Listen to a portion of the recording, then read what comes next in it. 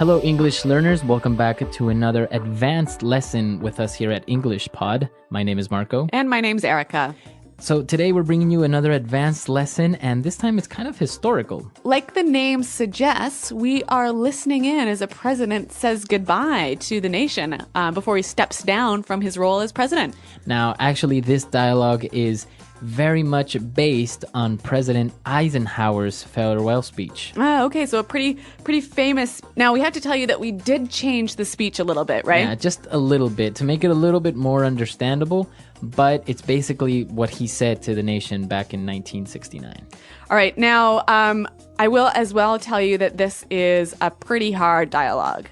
It is very hard because the structures are a little bit complicated and even to a certain point, a little bit poetic, right? Mm-hmm. So why are we taking this speech as our dialogue? What are we going to learn from this? Well, we're going to learn some structures and some words that you can use maybe on a resignation letter or maybe in a celebration you want to thank Pete for coming. Okay, so we're going to learn some pretty difficult vocabulary, but also learn some really useful structures. Like you said, you could use in a resignation letter or even in a formal speech of your own. Exactly. Now, this presidential farewell speech is divided into two parts. So today we're going to do part one, and then next time we'll finish the speech with part two. So let's listen to President Eisenhower as he says goodbye to the nation, and we'll come back just in a little bit.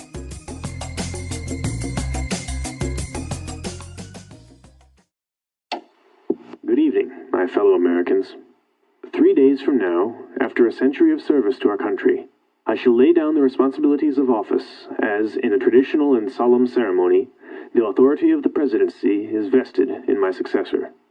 This evening I come to you with a message of leave-taking and farewell, and to share a few final thoughts with you, my countrymen.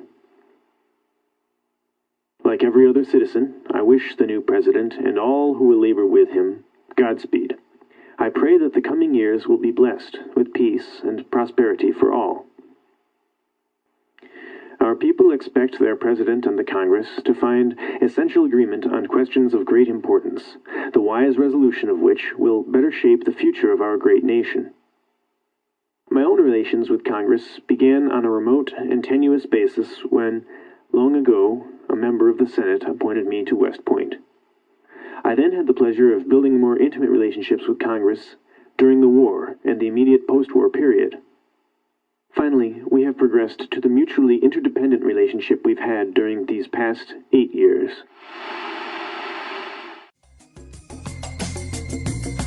Wow, so Eisenhower is a pretty good speaker, isn't he? A good speaker, and well, he said a lot of really nice things when he was saying goodbye. Yeah, pretty inspiring, I thought.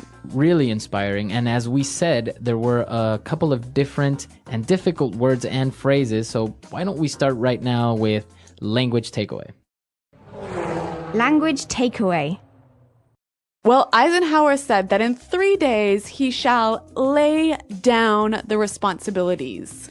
To lay down the responsibilities. All right, lay down something. Basically, we understand the verb to lay down, right? Yeah, to put it down, to put it on the ground. Maybe. Right. Now, he's using it with responsibilities, which is a little bit strange, but it's kind of like a metaphor by saying lay down arms, to lay down your weapons. Right, and you know what? This is a really common phrase that we would hear, especially when we're talking about, the end of a war or something like that. Mm-hmm. To lay down your arms, yeah. Lay down your weapons. Yeah, so here I think Eisenhower is kind of referencing this and giving us a little bit of poetry in his speech. Right. So it's not that he's quitting. It's not that he's being fired. Yeah. He's just like finishing what he started. Yes, so he's laying down his responsibilities. Now, I think this would be quite an interesting phrase to use, for example, in a resignation letter. Right, so I would say a month from now, I will lay down my responsibilities as manager. Yep. All right, so that sounds pretty good. Now, he said he's going to be laying down the responsibilities in a traditional and solemn ceremony. All right, solemn. Solemn. Now, solemn, what does that mean? What is a solemn ceremony? Well, a solemn ceremony would be a serious, respectful, and a little bit sad ceremony. Okay, so it's a serious matter. It's and it's very respectful, right? Yeah. So you might say, for example, on the 11th of November, when you're remembering the war, you might say something like, this is a very solemn day. Very good. Okay. And the authority of the presidency is vested in my successor. Okay, so interesting verb. No, wait. So interesting word, vested. Vested. The authority vested in my successor. Very good. So this word basically means power that I have by law. Right. So this power, this important power you have is given to you by the law, by the president, by the country. This is a very common word you will hear in a wedding when the priest or the person that's leading the wedding will say, by the power vested in me by the state of California. Yep. I now pronounce you husband and wife. I now pronounce you husband and wife. So he's saying the power that I have given to me by the state of California, I can now make you be married. So here Eisenhower is saying the authority of the presidency is vested in my successor. So the power of the presidency will be given to the next president by law. Exactly. And he also wished the new president and everyone with him, he said, Godspeed. All right, Godspeed. Godspeed. I wish you Godspeed. Now, Godspeed, what does that mean? Well, it's kind of a blessing, you know. It basically means good luck and good fortune.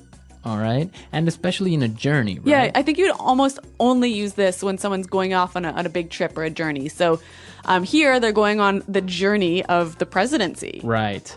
So I wish you Godspeed. Godspeed. Very good. And now let's take a look at our last set of words. When he was talking about Congress, he said that his relation with Congress began on a remote and tenuous basis. All right, so two interesting words here, remote and tenuous. Now, remote we understand as being far away or distant. Yeah. What about tenuous, though? But tenuous is kind of unimportant or not really relevant. All right, so actually this is a pretty high quality, useful and smart sounding word. So I think we should hear a few more examples of how it's used. Example 1. How can you say the Earth is actually getting cooler?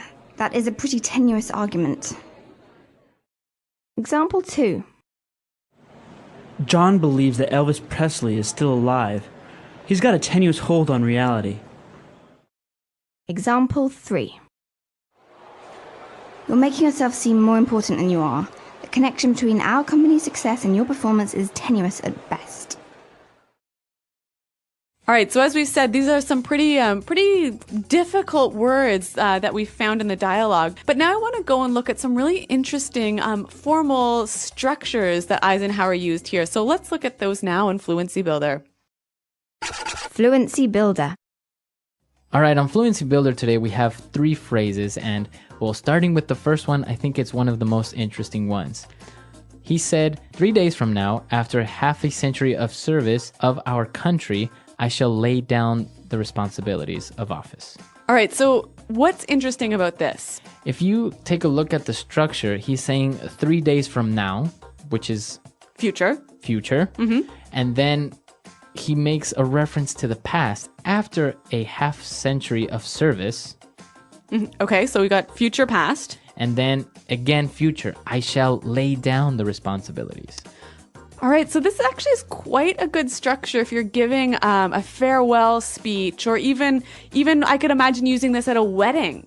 Right. How would you use it in a wedding? Well, I might say 12 hours for now, after a long and beautiful relationship, this couple shall marry. Very good. So you're making reference to the future and then a past event or something that's been going on for a while.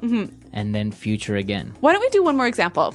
So, for example, in a resignation letter, I can say 1 month from now, after 30 years of hard work and dedication to this company, I shall lay down my responsibilities as product manager. All right, interesting. So we can use it, and it sounds good. It sounds very professional and very poetic. Very poetic. Yeah. It sounds nice. Yeah. All right, so that's one interesting structure. Now, why don't we go on to this next kind of very formal and helpful in a very formal speech? Well, President Eisenhower said, This evening, I come to you with a message of leave-taking and farewell. So this evening I come to you with a message of leave-taking and farewell. So it's a very nice way of saying, I'm talking to you today because I am saying goodbye. Yes. So what I really like about this phrase is the beginning part. This evening I come to you with a message of. So again, let's suppose we're at a wedding. If I'm offering a toast or I'm the best man, I could say, this evening I come to you with a message of love and trust and respect.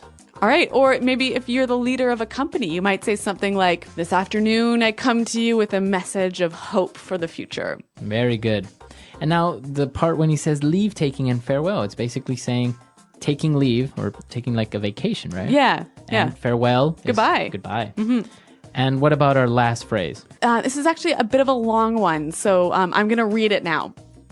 Our people expect their president and the Congress to find essential agreement on questions of great importance, the wise resolution of which will better shape the future of our great nation. Okay, great. Now let's take a look at the first part.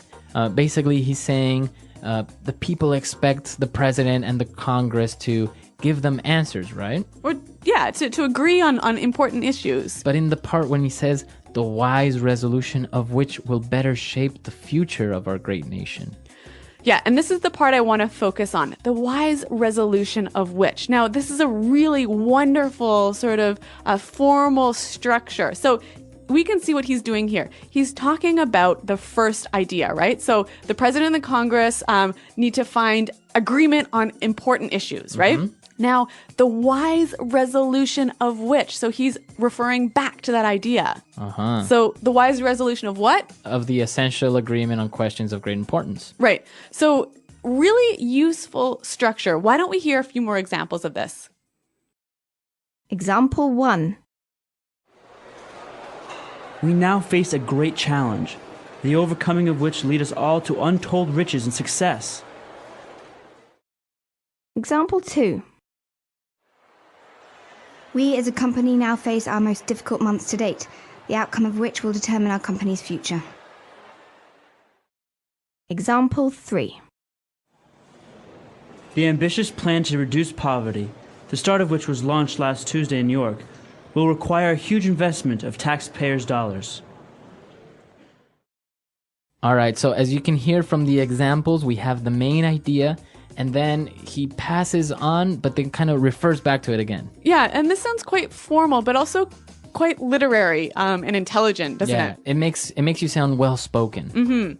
Very good. This was quite a difficult dialogue with some really interesting and tricky structures and words. So why don't we hear it one more time all together?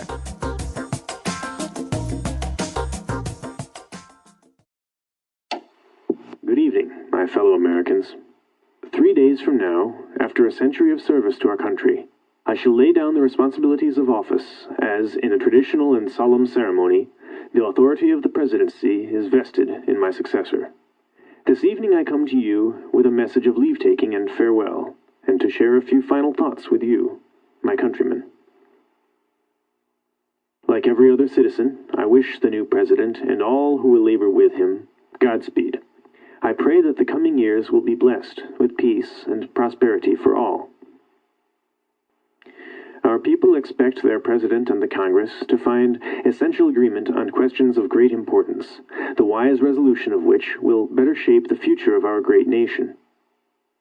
My own relations with Congress began on a remote and tenuous basis when, long ago, a member of the Senate appointed me to West Point. I then had the pleasure of building more intimate relationships with Congress during the war and the immediate post-war period. Finally, we have progressed to the mutually interdependent relationship we've had during these past 8 years.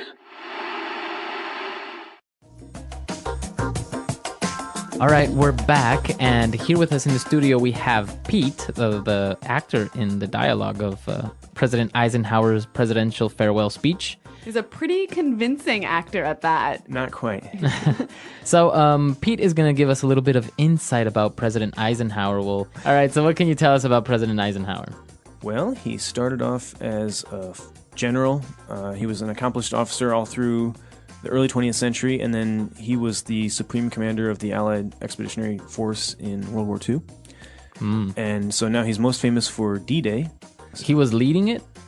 Or he was on the battlefield? No, what was he was the organizer. He was. Oh, he's kind of like the brains behind the operation. Yeah, and I don't know if you even want to leave this in, but there's a really cool document that he wrote right before the invasion, and it said he basically knew that this was going to go one of two ways, and he wrote down a script to read in case it failed, and he basically said, I'm sorry to inform you that the invasion did not go as planned, and this has set back our war effort. And when the invasion went well, he threw that in the trash, and then one of his aides found that and was like, wow, this is a historical document, and they kept the... Really? Yeah. So they have the copy. Alternate history. All right, so he was an accomplished general, an amazing warrior, but what about his presidency? Well, at the beginning, probably the biggest thing he did was to wrap up the Korean War, which was a vow he made during his campaign, and then he visited Korea. Obviously, the war is still technically on, but they did arrange a ceasefire. Eisenhower built up the interstate highway system, which is one of the big reasons that America was able to become economically successful in the 20th century.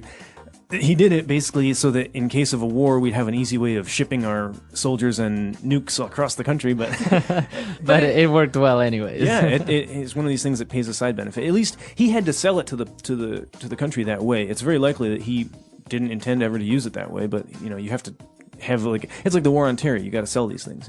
Well, and I guess it's had a huge impact, not only on the economy of the states, but also like the culture and the way that people view the car and its effect on society. Definitely.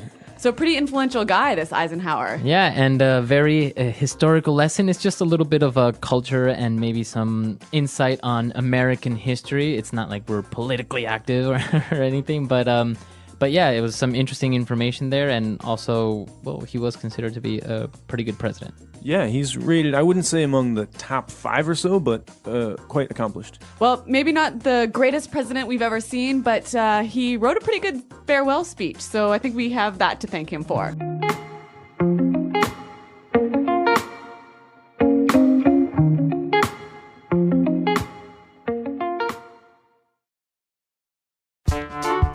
The English Pod Audio Review. Listen to the meaning, then say the vocabulary word. The national legislative body of the United States, consisting of the Senate and the House of Representatives. Congress. Flimsy, weak or uncertain. Tenuous. A hill in Washington, D.C., where the Capitol building sits and Congress meets. Capitol Hill. Serious, formal. Solemn. To present as a gift or an honor, confer. Bestow. To give someone the legal right or power to do something. Vest. Difficult to accomplish, strenuous. Arduous. An economic state of growth with rising profits and full employment. Prosperity. A formal statement of agreement. Resolution.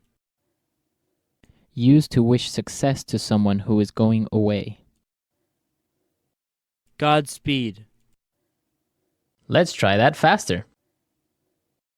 To give someone the legal right or power to do something. Vest. Difficult to accomplish, strenuous. Arduous. Used to wish success to someone who is going away. Godspeed. To present as a gift or an honor, confer.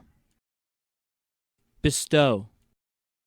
A hill in Washington, D.C., where the Capitol building sits and Congress meets. Capitol Hill. The national legislative body of the United States, consisting of the Senate and the House of Representatives. Congress. Serious, formal. Solemn. An economic state of growth with rising profits and full employment. Prosperity. A formal statement of agreement. Resolution. Flimsy, weak, or uncertain. Tenuous. Now say the word and hear it in a sentence. Tenuous.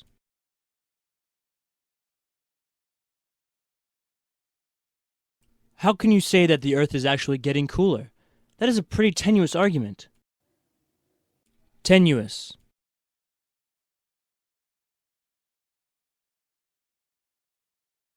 John believes that Elvis Presley is still alive.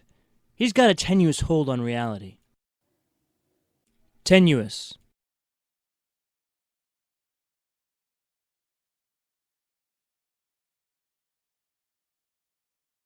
You're making yourself seem more important than you are. The connection between our company's success and your performance is tenuous at best. Vest.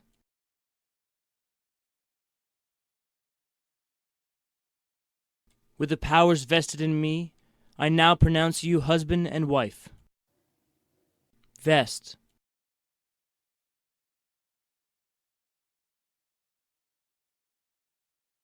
I present you with the key to our city by the powers vested in me as mayor of this great city. Vest. The power to declare war is vested in the Congress. Solemn.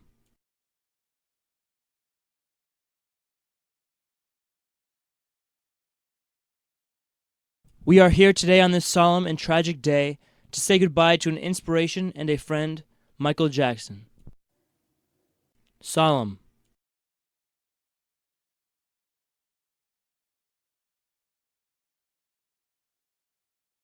Yom Kippur is a traditionally solemn Jewish holiday that focuses on self-reflection and self-improvement. Solemn.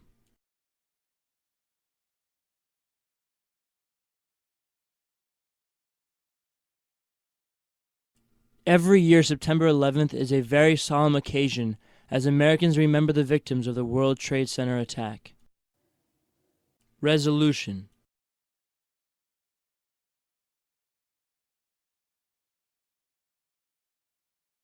It is paramount that Democrats and Republicans come to a resolution for the economic stimulus plan. Resolution.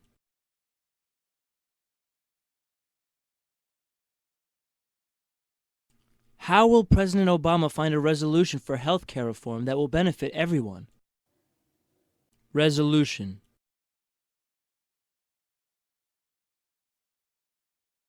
I've made a resolution to stop smoking and lose 20 pounds this year. Godspeed.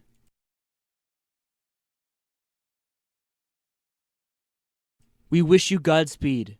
May you return from your journey safely. Godspeed.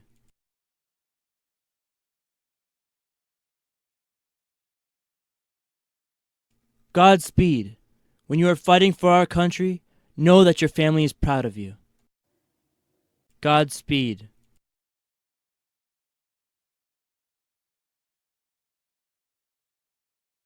It's time for me to go out and experience life for myself.